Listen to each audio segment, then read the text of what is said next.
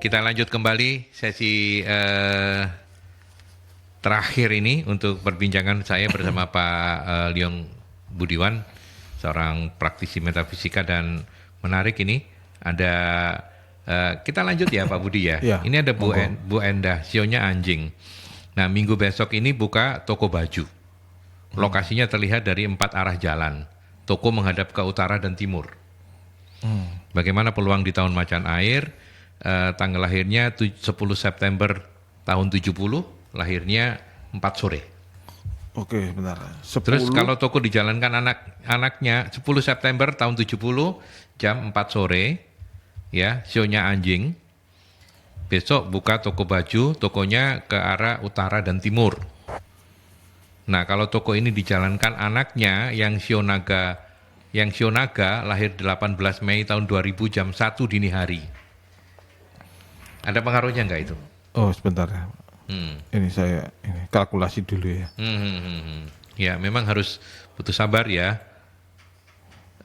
Bu Endah sabar dulu ya untuk kasih kesempatan narasumber menghitung. Kalau saya yang menghitung nanti enggak kena nanti kalau saya yang menghitung gitu ya. Sekali lagi Bu Endah, sio anjing akan rencana buka toko baju. Lokasinya terlihat dari 4 arah jalan. Tokonya menghadap ke utara dan timur, dan peluangnya kayak gimana. Kemudian Bu Endah ini lahir 10 September tahun 70 jam 4 sore. Memang tidak serta-merta ya Pak Budi ya, ada hitung-hitungannya begitu ya? Iya, ini kan saya mengembangkan software saya sendiri juga. Jadi untuk mempercepat, ini kalau biasanya orang menghitung fase zaman dulu itu bisa berbulan-bulan. Oh. Karena kalau ini sekarang kita pakai komputer, ini kan lebih cepat. Ya, ini jauh lebih cepat. Jadi kalau secara umum sih lihat dari tanggal lahirnya, ini fase naik sebenarnya ibu ini. Jadi tahun depan pun bisa boleh dibilang ngunduh rezeki ya gitu. Jadi fase masuk fase 8, jadi fase 7. Ini tahun ini fase 7. Gitu ya, fase 7 getaran 7. Jadi ya memang luck-nya lagi bagus. Lagi bagus, cocok dong ya kalau gitu. Iya. Kalau baju kalau baju kurang. Atau bisa tapi bukan harta utama. Harta utama biasanya dia memasak yang elemen makanan api, ya? Makanan mestinya, kuliner. Oh, kuliner. Iya. Ini bisa, tapi dia beroleh pengetahuan, beroleh kecerdasan dari berdagang seperti ini. Tapi belum harta utamanya, belum harta langsungnya. Harta langsungnya kuliner. Iya, kuliner. Jadi ini kan pakai 2 tahap lagi. Jadi dia memakai kecerdasannya baru beroleh rezeki atau beroleh uang, ya kan. Tapi kalau dia usaha makanan itu langsung beroleh rezeki langsung. Nah, jadi dia kira-kira kalau misalnya toko bajunya terus dijaga anaknya, tanggal berapa? sionya naga 18 Mei 2000, lahirnya jam 1 dini hari. 18 Mei tahun 2000, lahirnya jam 1 dini hari. Ini anaknya Bu Endah. Mudah-mudahan tokonya cocok, nanti Bu Endah juga kuliner cocok. Wah, wis makmur Bu Endah. Wis, habis gitu ya, jangan lupa sama saya dan Mbak Nila ya. Bagus ini. Kalau usaha tekstil ya, kain ya, bagus. Bagus ya. Ini termasuk anaknya elemen api cuma kurang kuat. Jadi kalau usaha tekstil kan sifatnya kayu. Kayu mendorong api, jadi akan sangat bagus sekali. Oke, berarti tokonya benar dijagain sama anaknya. Iya, bagus Bu ini. Endahnya konsentrasi ke kuliner gitu. Iya. Ya, ini memang kadang hidup ini penuh miracle, keajaiban, bahwa meskipun tidak berjumpa dengan ahli Hong Shui atau paranormal, sebenarnya Tuhan itu sendiri sudah membimbing kehidupan kita. Itu intinya. Jadi nanti di cross check dengan ahli metafisika akan sama. Kalau memang keberuntungannya lagi naik, apapun di cross check pakai ilmu apapun ya pasti akan bagus. Tetap bagus ya. Iya, tapi kalau keberuntungannya lagi turun, karena manusia pun alam semesta ini semua mengikuti hukum siklus. Iya, oke, gitu. Baik. Tadi ketika off air saya sempat menyinggung satu kata ciswa gitu ya. Artinya tolak bala lah ya. Tolak bala gitu.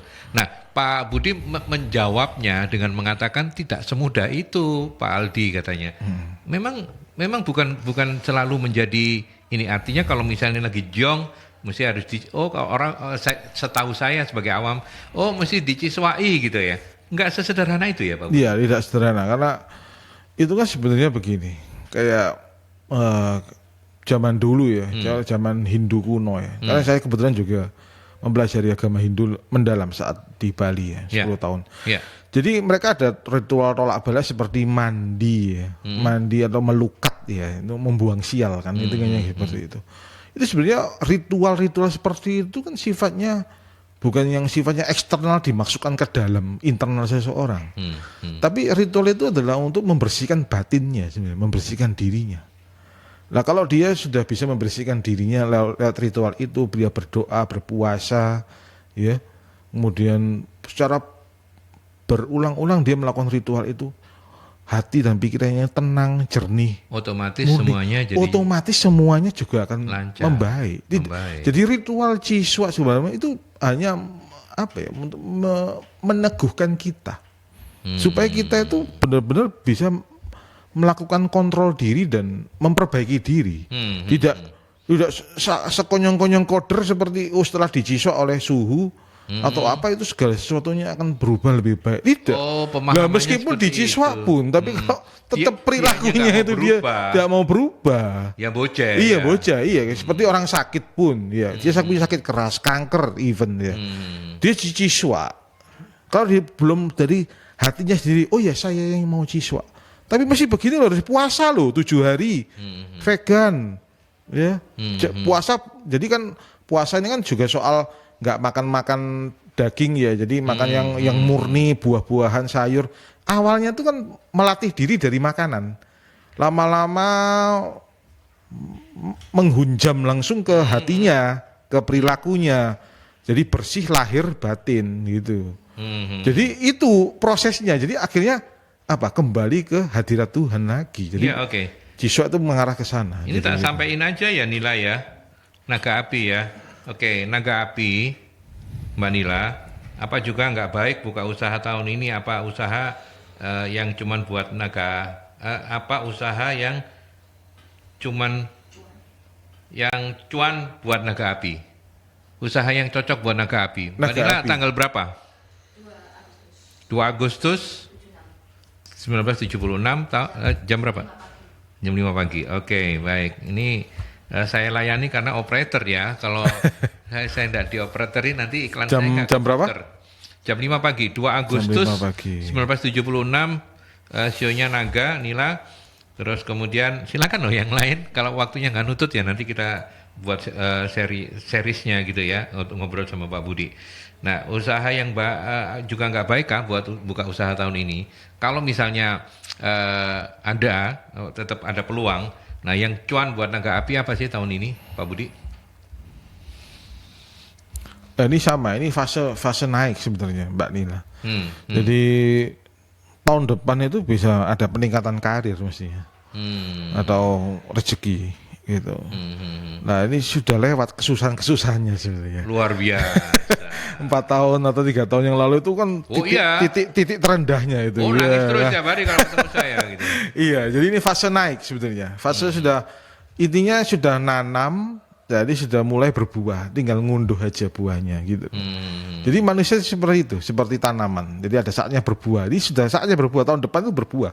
Sama 2 tahun ke depan itu. Tapi cocok kalau misalnya Nila ini buka usaha gitu, apapun buka usaha kalau dia artinya sumber rezekinya dari dia buka usaha atau dari tempat kerjanya ini bersama suaminya. Nah ini sebenarnya tipikal wanita mandiri, gitu loh. Mandi sendiri maksudnya. Independent woman, iya. Gitu loh. Jadi dia pengen jadi leader sebenarnya. Dia pengen usaha sendiri. Ada ambisi ke arah sana ada. Karena pink ini matahari. Dia pengen bersinar seperti matahari. Pengen memberikan inspirasi ke orang lain juga. Jadi gitu. Usaha yang cocok mestinya di bidang logam ya, perhiasan. Mungkin pernah ya usaha seperti itu. Belum pernah.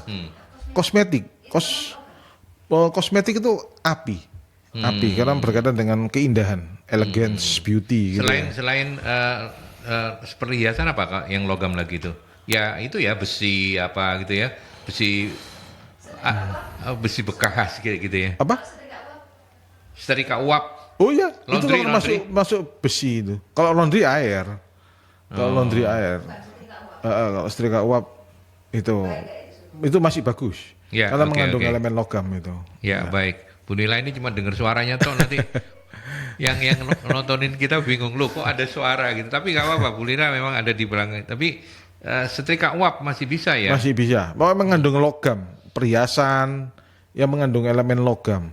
Atau bisnis ini hukum, law. Hukum itu mestinya. Jadi kecenderungannya pikirannya cepat karena jadi pintar menganalisa begitu. Mestinya ke arah Kalau sarjana kuliner hukum. cocok nggak kuliner? Kuliner karena ini elemen apinya terlalu banyak sebenarnya. Kuliner kurang cocok Jadi ya. malah kayak iya kayak bukan rugi. Sebenarnya ini kerjasama pasti dengan orang lain kan, dengan teman kan, bisnis ini kan. Nah ini aja bisa tahu.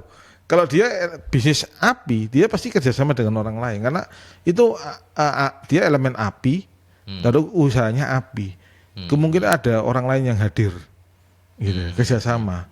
Nah justru ini ya masih belum terlalu utamanya karena dengan teman ini kadang-kadang teman ini malah nanti membebani diri Anda. Iya. Jadi gitu nantinya. Oke, Kontribusinya kan belum tentu dia seaktif Anda gitu loh. Oke, baik. Iya kan, gitu. Oke, pertanyaan terakhir Pak Budi, kalau kemudian tahun macan air kita namanya orang kan selalu pengen tahu peruntungannya begitu ya. Iya. Tapi dari mana-mana peruntungannya kebetulan dalam situasi yang kurang membaik begitu.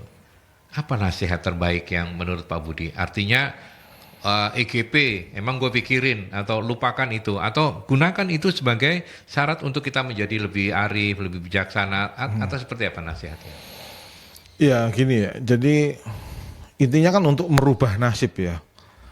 Untuk merubah nasib meskipun tahun ini jelek ya.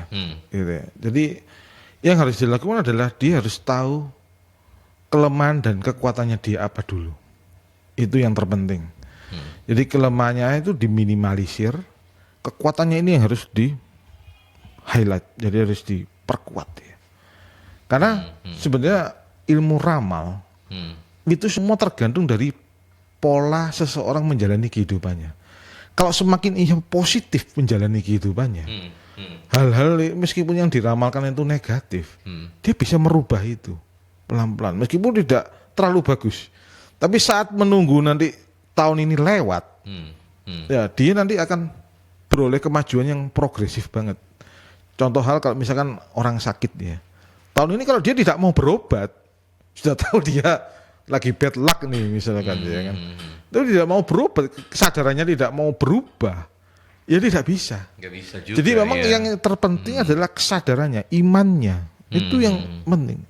Seperti Jesus Christ bilang bahwa iman sebiji sawit bisa membedakan gunung, Ya, ya kan? ya, Ya, seperti ya, itulah ya.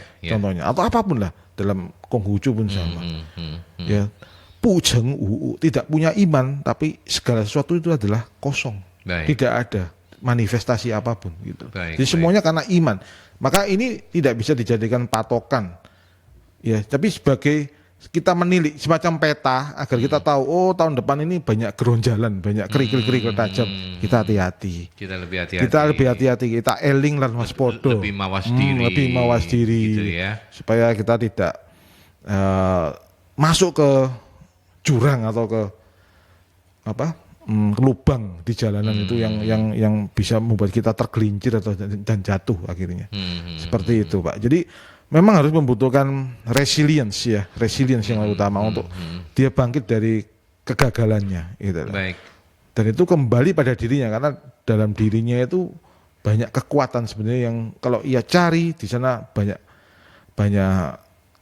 power ya seperti Rasulullah Muhammad bilang bahwa ya kan untuk mencari Tuhan kan mencari ke dalam diri. Di sana ada kekuatan gitu. Jadi seperti itu sih secara Ya, oke.